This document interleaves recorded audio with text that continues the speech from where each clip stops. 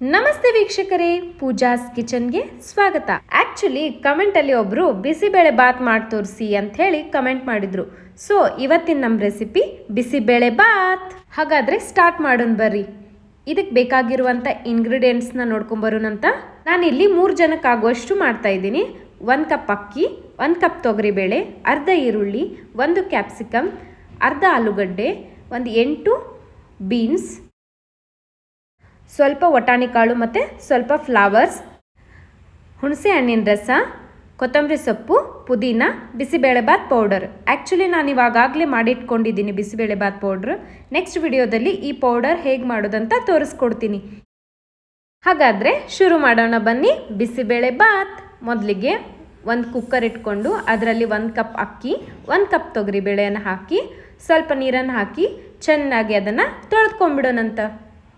So ಇದಾದ ನಂತರ ತೊಳ್ಕೊಂಡಿದ್ದೀನಿ ನಾನಿವಾಗ. ಸ್ವಲ್ಪ ಫ್ಲವರ್ಸ್, ಸ್ವಲ್ಪ ಬೀನ್ಸ್, ಆಲೂಗಡ್ಡೆ, ವಟಾಣಿ ಕಾಳು ಫ್ರೆಶ್ ಆಗಿರೋದು, ಕ್ಯಾಪ್ಸಿಕಮ್ಮು, ಈರುಳ್ಳಿ, ಸ್ವಲ್ಪ ಅರಿಶಿಣ ಪುಡಿ ಮತ್ತು 1.5 ಟೇಬಲ್ ಸ್ಪೂನ್ ಆಫ್ ತುಪ್ಪ.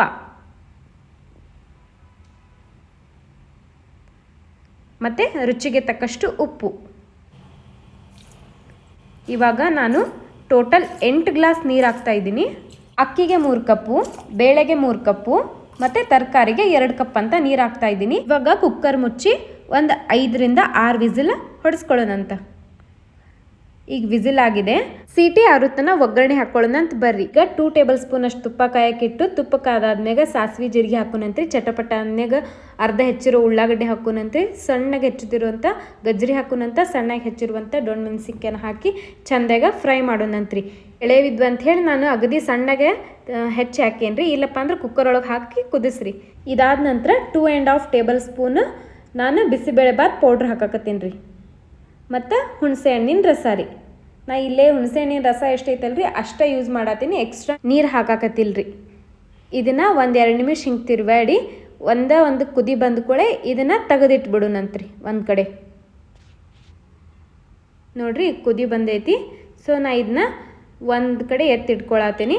ಇದಾದ್ಮೇಲೆ ಈಗ ಕುಕ್ಕರ್ ಓಪನ್ ಮಾಡಾಕತ್ತೇನೆ. ನೋಡಿರಿ ಸೀಟಿ ಎಲ್ಲ ಆರೈತಿ. ನೋಡಿರಿ ನಾ ಹೇಳಿದ್ನೆಲ್ಲ ಸ್ವಲ್ಪ ನೀರು ಇರ್ತಾವಂತ ಹೇಳಿ. ಅನ್ನ ಮತ್ತು ಬೇಳೆ ತರಕಾರಿ ಎಲ್ಲ ಚೆಂದಾಗಿ ಕುದ್ದಾವ್ರಿ.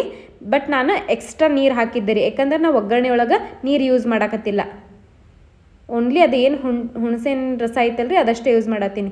ನೋಡಿರಿ ಈಗ ಒಗ್ಗರಣೆನ ಇದ್ರೊಳಗೆ ಚೆಂದಾಗ ಮಿಕ್ಸ್ ಮಾಡೋಣಂತ್ರಿ. ನೋಡ್ರಿ ನಾ ಈಗ ತೋರ್ಸಾತೀನಲ್ರಿ, ಒಂದು ಕಡೆ ಉಳಿಬಾರ್ದ್ರಿ, ಅದು ಎಲ್ಲ ಕಡೆ ಮಿಕ್ಸ್ ಆಗಬೇಕು. ಸೊ ಈ ರೀತಿಯಾಗಿ ಎಲ್ಲ ಕಡೆ ಹಿಂಗೆ ತಿರುವಾಡ್ಕೊತ ಚೆಂದಾಗ ಅದನ್ನು ಮಿಕ್ಸ್ ಮಾಡಿರಿ.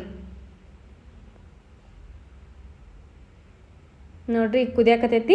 ಈಗ ರುಚಿಗೆ ತಕ್ಕಷ್ಟು ಉಪ್ಪು ಹಾಕಕತ್ತೀನಿ. ಸ್ವಲ್ಪ ಪುದೀನ ಹಾಕಕತ್ತೀನಿ ರೀ. ಪುದೀನ ಹಾಕೋದ್ರಿಂದ ಫ್ಲೇವರ್ ಚಂದ ಬರ್ತೈತೆ ರೀ.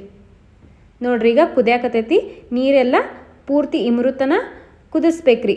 ಸಣ್ಣ ಉರಿಯೊಳಗಿಟ್ಟು ಕುದಿಸ್ಬೇಕು. ಬಟ್ ಭಾಳ ಡ್ರೈ ಆಗಬಾರ್ದಿದು.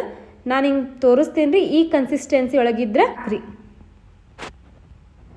ನೋಡಿರಿ ಈಗಿದ ಕುದಿ ಹತ್ತೈತಿ. ನೋಡಿರಿ ನಾನು ತೋರ್ಸತ್ತೀನಿ. ನೋಡಿರಿ ಈ ಕನ್ಸಿಸ್ಟೆನ್ಸಿ ಒಳಗೆ ಇರ್ಬೇಕು ರೀ. ಇದು ಆಲ್ರೆಡಿ ರೆಡಿ ಆಗೈತೆ ರೀ. ನೋಡಿರಿ ಇದಕ್ಕೆ ಮೇಲ್ಗಡೆ ಸ್ವಲ್ಪ ಕೊತ್ತಂಬರಿ ಸೊಪ್ಪು ಹಾಕಾಕತ್ತೀನಿ ನಾನು. ಇದನ್ನು ಚೆಂದಾಗ ಒಂದು ಸರಿ ಮಿಕ್ಸ್ ಮಾಡ್ತೀನಿ ರೀ.